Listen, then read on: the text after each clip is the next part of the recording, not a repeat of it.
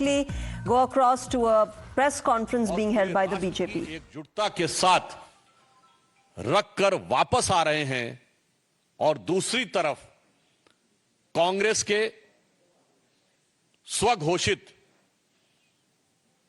स्वनामधन्य सर्वकालीन सर्वोच्च नेता और नेता प्रतिपक्ष राहुल गांधी जी निहायत ही ओछी स्तरहीन बातें कर कर यह विश्व को बता रहे हैं कि नेता प्रतिपक्ष का पद पाने के बाद भी उनके अंदर गंभीरता और नेता प्रतिपक्ष की परिपक्वता का घोर अभाव है। मित्रों, यह विषय सिर्फ उनकी अपरिपक्वता का नहीं है, विषय उससे कहीं गंभीर है। राहुल गांधी जी ने जिस प्रकार से हमारी सेना के द्वारा दिखाए गए अप्रतिम शौर्य और सेना के अधिकारियों द्वारा, जिसमें director general military operation, director general air operation, director general navy operations थे, उन्होंने जिस तरीके से ऑपरेशन सिंदूर की सफलता का विवरण दिया है, उसको सरेंडर से तुलना करना यह दर्शाता है कि यह मानसिकता कितनी रोगी और कितनी खतरनाक हो चुकी है। मुझे इस बात पे आश्चर्य हो रहा है कि अभी तक कांग्रेस के नेता पाकिस्तानी मीडिया में सुर्खियां बटोरने में लगे हुए थे, पाकिस्तानी संसद में उनके बयान कोट किए जा रहे थे।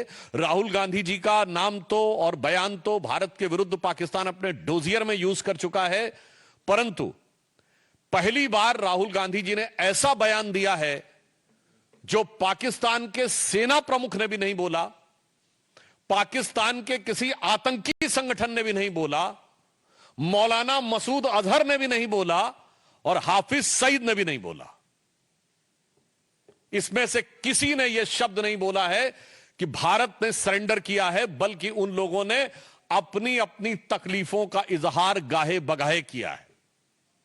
अगर इसके बाद यह बोल रहे हैं तो मैं पूछना चाहता हूं, क्या आप उन नेताओं से एक कदम आगे जाना चाह रहे हैं? यानी अभी तक तो आप पाकिस्तान के लोगों को, पाकिस्तानी सेना और पाकिस्तान के आतंकी संगठनों को कवर फायर देते थे, अब उनके सिरमौर भरने की कोशिश कर रहे हैं। एक हिंदी में कहावत होती है, नया मुल्ला प्याज ज्यादा खाता है, मगर यहां गैर मुल्ला इस कदर प्याज खाने में लगा हुआ है कि उसे लग ही नहीं रहा है कि यह देश के स्वाभिमान और सेना के शौर्य और सेना का कितना भीषण अपमान कर रहा है। मैं पूछना चाहता हूं, वैसे राहुल गांधी जी की बुद्धिमत्ता और विवेकशीलता पर आप सभी लोग परिचित हैं। मात्र एक वर्ष पहले की बात है, आज 4 जून है। 4 जून को चुनाव परिणाम आए थे। तीसरे अटेम्प्ट में 3 अंक न पाने को, जिसको अद्भुत सफलता नजर आ रही हो और पटाखे फोड़ने शुरू कर दिए हो, और तीसरी बार प्रधानमंत्री बनने पर जिसको पराजय नजर आ रही हो, उसकी कितनी समझ है और उसका कितना विवेक है, यह भली भांति समझा जा सकता है। राहुल गांधी जी का यह कहना सेना का सरासर अपमान है। मैं कांग्रेस पार्टी से पूछना चाहता हूं, ऑपरेशन सिंदूर की सफलता की घोषणा सेना ने की है, भारत सरकार ने नहीं की है, भारतीय जनता पार्टी के किसी प्रवक्ता ने नहीं की है। जैसे आपके प्रवक्ता अब अचानक सोकर जागने लगे, अपने जमाने क्या क्या बातें बोले, तो मैं पूछना चाहता हूं, आपने सरेंडर शब्द यूज करके सेना का अपमान किया है या नहीं?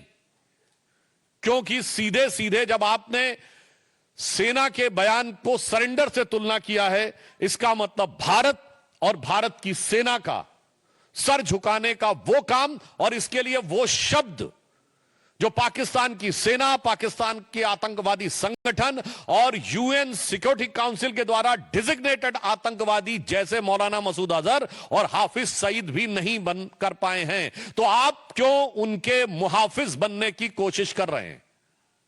और मैं दूसरा बताना चाहता हूं राहुल गांधी जी से कि अगर आपको यह समझना है सरेंडर, तो याद करिए, राहुल गांधी जी केवल 2 साल पहले आप विदेश में गए थे और आपने कहा था, why the defenders of democracy America and Europe are silent and not interfering in India.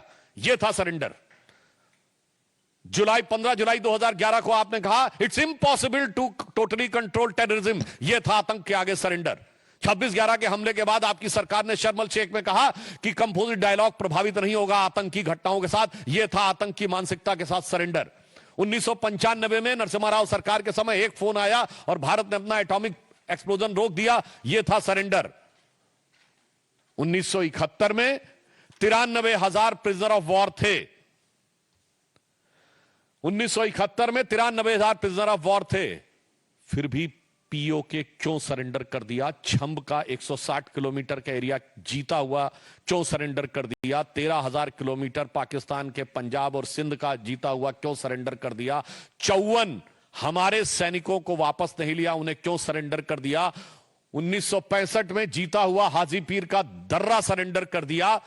Lahore से 20 किलोमीटर दूर तक सेना पहुंच गई थी, वो सरेंडर कर दिया। 62 में तो क्या क्या सरेंडर कर दिया। 19 नवंबर 1962 को जवाहरलाल नेहरू का कैनेडी को लिखा गया लेटर है, जिसमें उन्होंने सीधे कहा है कि अमेरिका आकर अमेरिकन पायलट्स हमारी एयरफोर्स को संभाले, जो 2010 में डिक्लासिफाइड हुआ है कैनेडी लाइब्रेरी के द्वारा। 1960 में सिंधु का 80% पानी सरेंडर कर दिया। 1948 में आपने कश्मीर का एक हिस्सा सरेंडर कर दिया। 1947 में मुस्लिम लीग के आगे 1/3 सरेंडर कर दिया। तो राहुल गांधी जी, आपकी पार्टी और आपके खानदान के कारनामे आजाद हिंदुस्तान के कैलेंडरों में सरेंडर से भरे पड़े हैं। और जहां तक हमारे प्रधानमंत्री जी की बात है, बहुत साफ कह देना चाहता हूं, राहुल गांधी जी किसी के आगे सरेंडर कर दें, कांग्रेस ने किया होगा, मगर भारत किसी के आगे सरेंडर नहीं हो सकता। हम विश्व की एकमात्र ऐसी सभ्यता है जो हजारों सालों के आक्रमण के बाद भी आज जीवंत हैं, जिसे आप मानने को तैयार नहीं। हमारे प्रधानमंत्री श्री नरेंद्र मोदी भारत माता के उस शेर की तरह हैं। आपको पता होगा, एक संस्कृत का वाक्य है, न अभिषेको न संस्कारो सिंहस्य क्रियते मृगा विक्रमार्जित राजस्य स्वयं एवं मृगेंद्रता। मृगेंद्र शेर के लिए होता है और उसके अंदर स्वयं वो क्षमता होती है। तो हमारे प्रधानमंत्री श्री नरेंद्र मोदी जी भारत मां के शेर अर्थात हमारे नरेंद्र भारत मां के मृगेंद्र हैं। और आपके खानदान के सरेंडर आजाद हिंदुस्तान के कैलेंडर में भरे पड़े हैं। इसीलिए मैं राहुल गांधी जी के लिए यह पंक्ति कहकर समाप्त करना चाहता हूं कि आदतन, फितरतन, शरारतन, व्याकुलता के कारण या कुटिलता के कारण आप प्रधानमंत्री के खिलाफ बोलिए, भारत सरकार के खिलाफ बोलिए, भारतीय जनता पार्टी के खिलाफ बोलिए, हमें बर्दाश्त है। पर भारत के स्वाभिमान और भारत की सेना के लेकर आप झूठ बोलेंगे तो यह कतई बर्दाश्त नहीं है। तो इसे सिर्फ एक पंक्ति कहूंगा कि वो पैरवी तो झूठ की करता चला गया, वो पैरवी तो झूठ की करता चला गया, बस उसका चेहरा उतरता चला गया। धन्यवाद। मित्रों, प्रश्न आमंत्रित हैं मोहित भट्ट। सर, राहुल गांधी ने जो कहा, sir, he was basically giving reference to how Trump again and again he is saying this, that because of Trump they have surrendered, because of Trump we have agreed to ceasefire, but the armed forces have denied it. They have said it was Pakistani DGMO who called us, and that is why ceasefire happened. So the attack coming in from Rahul Gandhi and Congress about Trump had to. On the issue of US President statement, Government of India has clarified n number of times that there was no third party mediation. And if they want to believe that whatever the US President was saying, it is correct, then in that he has also mentioned the nuclear conflict. He has averted, as per the US President, Mr. Donald Trump, he is saying that he has averted a nuclear conflict, which has been categorically denied by Government of India and the Foreign Ministry. Then in that case, you are not ready to accept the total statement. And I would also like to remind, during the run-up for the presidential election, there is a video available of President Trump in which he was saying that he once talked to Prime Minister Modi and he's saying that one country is annoying you or irritating you too much, and he said, you can guess which country is. And I can ask them to stop those things. Then it is the statement of Donald Trump when he was running for presidency. Then Modi ji said, no, we have taught them lessons several times. I will do it. वैसे राहुल गांधी जी को चूंकि जब वो लोकतंत्र की रक्षा के लिए भी विदेश में जाके अमेरिका से गुहार लगा चुके हैं तो उन्हें ये ज्यादा नजर आता होगा, इस कारण से इस संभावना से इनकार नहीं किया सकता। वैसे ऑन द लाइटर नोट मैं कहना चाहूंगा, अमेरिका के राष्ट्रपति ने 31 मई को एक और ट्वीट किया है जिसमें उन्होंने कहा है कि Joe Biden was killed in 2020 और जो 4 साल तक अमेरिका के राष्ट्रपति थे, he was a robot clone. तो मुझे लगता है कि कितना भरोसा, बल्कि मैं अमेरिकी सरकार से भी पूछना चाहता हूं कि भाई ये बयान उन्होंने अपने ऑफिशियल जो ट्रूथ करके उनका एक सोशल मीडिया है उस पर दिया है, तो राहुल गांधी इस पे भरोसा करते हैं नहीं?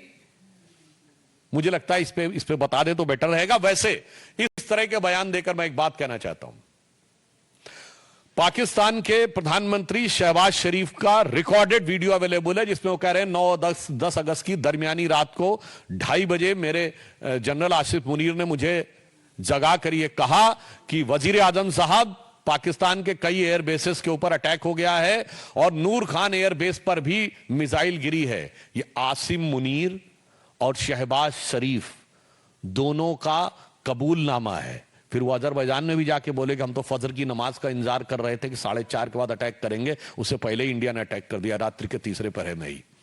तो मैं पूछना चाहता हूं राहुल गांधी जी से कि शहबाज शरीफ और आसिम मुनीर के इकबालिया बयान के बाद भी अगर आपको समझ में नहीं आ रहा है तो आपको क्या कहा जाए? राहुल शरीफ कहा जाए या राहुल मुनीर कहा जाए? क्योंकि आप तो मुनीर और शरीफ से भी ज्यादा बड़े पाकिस्तान के पक्ष में तकरीर देने वाले नजर आ रहे हैं।